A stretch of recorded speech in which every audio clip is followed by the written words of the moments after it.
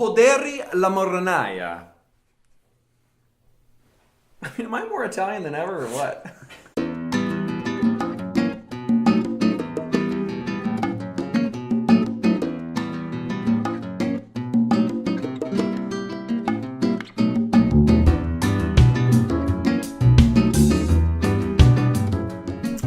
Okay, let's drink some wine. Hi everyone, I'm Bryan Hinschberger. And I'm Paul Hinschberger. We are the Wine Brothers, and today we're going to be drinking some killer wines from Tuscany, Toscana, in the heart of Italy. Yeah, Of Italy. You know, the most famous, prestigious region that people know worldwide for incredible wines, Chiantis, Brunellos, Vino Nobile da Montepulciano's. I mean, all sorts of amazing stuff comes from Tuscany. Yeah. And today we're going to be drinking a house that is very exciting for me. I think their wines are stunning. Super beautiful stuff. Paul, this is going to be your first time experiencing any First of these wines. time, and I'm very excited. So this is Podere la Marronaia.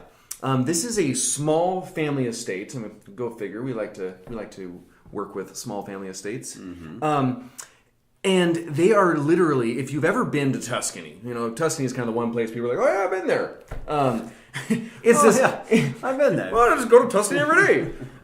It's so incredible to see, I mean, how the roads work. I mean, it's just like this winding, Hills, chaotic gorgeousness. I mean, hills, and you're driving around these windy roads. It's really, really cool. you get sick and stuff. It's, you know, drinking wine all day, and it's awesome. You get a little sick. Yeah, but Tuscany is stunning. Rolling hills of Tuscany, I mean, it's why it's world famous for sure. So there's this very famous town called San Gimignano. It's kind of, if you think Firenze and Siena, and in between the two is Chianti, and then there's Chianti Classico. To the west of that, just a little bit, kind of, but smack dab there in the middle is San Gimignano, and where the famous the white DOCG zone of Tuscany, Vernaccia di San Gimignano. So these guys sit in the heart of that zone, which also encompasses Chianti Colli Senesi, which we're also going to be drinking. But to start, it only makes sense that we start with a little bit of Vernaccia. So Vernaccia is the grape. This is 100% Vernaccia di San Gimignano. And it is a really cool white varietal. I think it has a lot of texture, has a lot going on, it has a lot of freshness, a lot of crispness. What I love about this house, so these guys, Silvia and Luigi Bei, this little husband-wife team that moved to this gorgeous agriturismo, so little bed and breakfast type area that is literally 2 kilometers away from the town of San Gimignano, where you can see all the spires. You know, this old village sits on this hilltop, like many of them do, because they were always under attack for some reason back in the day. I would never attack San Gimignano, so you know San Gimignano. We're peaceful brothers. We're peaceful brothers.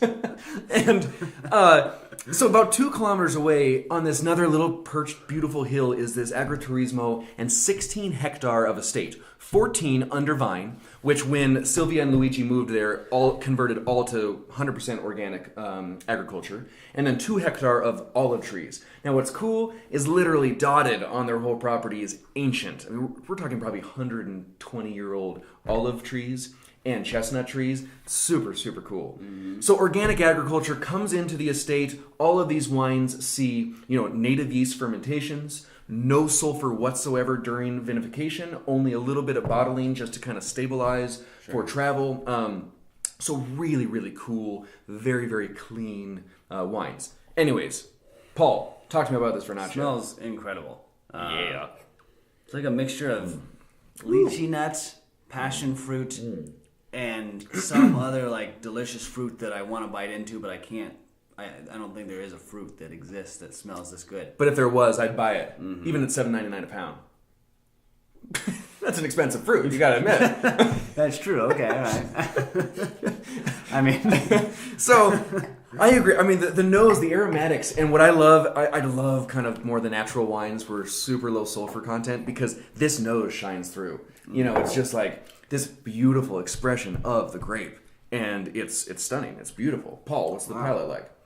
not what I expected. I expected it to be more of that tropical fruit that I was just talking about.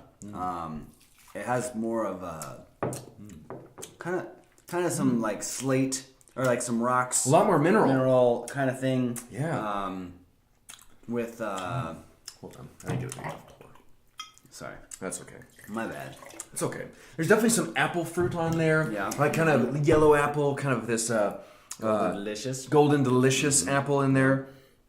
Super, super inviting. Like the acidity is also, it just kind of finishes on the palate. The acidity just stays strong, continues to go. What else you getting? I think that golden delicious is really dominant on the palate.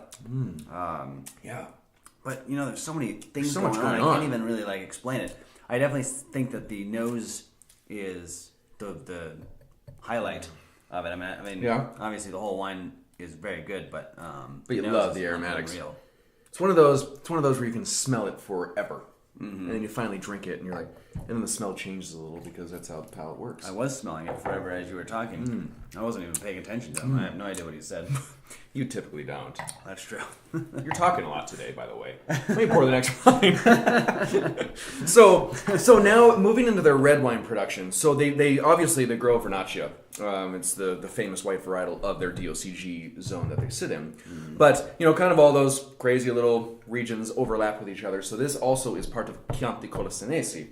And Chianti has all sorts of, what is it called when it's added after the word? Not a prefix. Suffix? Yeah, a suffix. I guess it's a suffix. Chianti has all sorts of suffixes. I bet nobody in the world's ever said that before because it's probably totally inaccurate. Yeah, I don't even know. Oh, because it's called Chianti. Colli Senesi or Chianti Rafina. Wouldn't be is that a really suffix? a suffix. No, because it's a separate word. A suffix is part of the same word. So it's called, it's just a suff. a or a fix. Yeah, it's a fix. Yep. Anyways, actually this is not 100% Sangiovese. This is 90% Sangiovese and 10% Caniolo Nero. So another indigenous varietal of the area. Caniolo Nero kind of has this, obviously a beautiful color, but also a really neat floral character to it. So Paul, on the nose, what do you, or I guess you're now swirling and spitting and considering.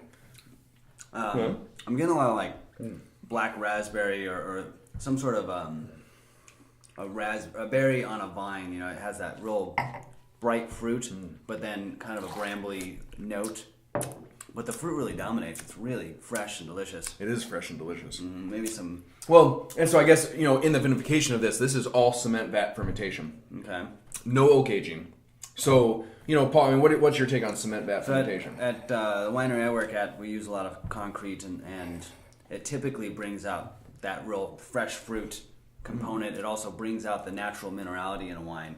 And, there's a lot of debate on why that does it, but kind of my running theory is that the concrete originally gives a real flush of oxygen when you first put it in the tank, okay, because of all the little cracks that are in the concrete. Sure. And then it goes very non-oxidative because there's 8 inches of concrete that not much air is going through. Okay. And so it kind of captures all that freshness that makes of sense.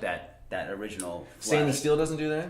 Well, stainless steel is completely dead. There's no life to it. Concrete is at least breathing a little bit, and it also gives that original flush. That makes sense. And stainless steel oftentimes can give almost a tanky, sure. steely flavor to it. So concrete doesn't have that. And, a little softer. Yeah, it definitely makes a very creamy mid palate without adding the oak flavor that oak does. Right. It does the same thing essentially. And I mean that makes sense on this wine as well. The fruit is unbelievably fresh. Yeah. But what I also love is this is really classic Sangiovese. It's like high tone, nice acid cherry fruit, with gripping tannins. The tannins are chewy but delicious. They're so fresh. The fruit is just ripe and awesome. Yeah. Oh, and this wine is called the Capriforno. So the Capriforno is kind of a little enduring family story. So Sylvia and Luigi's niece is at the estate all the time, and she's always kind of playing around and helping wherever she can. She's a super sweet little girl, and she, I believe, is a Capricorn. But when she was a little girl, she couldn't pronounce it right, so she'd be like Capriforno. And it just became this sweet little enduring thing, and they named the wine after after her little mispronunciation. So the Capriforno stuck with the winery, and it is their Chianti Colli Senesi. It's cute. Isn't that cute? Lastly, we have their Intenso. The Intenso is 100% Sangiovese. It is their oldest fruit that comes from their vineyards. And honestly, they're on this beautiful hill, and so the vines just go down, and they have beautiful sun exposure. It's kind of all this clay and limestone subsoil type. But this, again, sees no oak aging, but it's all stainless steel this time. Gotcha. It's kind of why I was asking, and so just kind of the difference in the fruit, we'll see how it hits on the palate versus kind of that plusher, more opulence. This definitely has that intense, character. Right. Thus it's called the Intenso. Mm-hmm. What do you get? It's much darker fruit, more on the plum, plum dark cherry spectrum, and fig, like mission fig. But then fresh mission fig or dried black mission fig? I was thinking fresh. I can dig it. Yeah, I can dig it. But it doesn't have like quite that exuberance in the fruit. And no, for sure. And that makes a lot of sense. But that might be vine age, or it might be the concrete versus steel. Versus steel. Probably both. Yeah. And the fruit's brambly, like it's there's like that black boisony brambleberry kind of earthy tone to it. There's there's grip on this one also, but kind of a more of that fruit tannin is just kind of showing. I think it's beautiful. It does have that darker plum. It's a little bit more kind of serious, darker, more intenso. Yeah. That's the name, Yeah. Intenso. So if you're ever in San Gimignano, the beautiful little gorgeous walled city that happens to just be perched on one of the hills of Tuscany, literally a stone throw away is La Marronaia, and just this charming little family making charming little wines. And I'm just going to drink them all day long and be charming and think about it. Anyways, until next time, we'll see you soon, and thanks for drinking. Arrivederci. Ciao.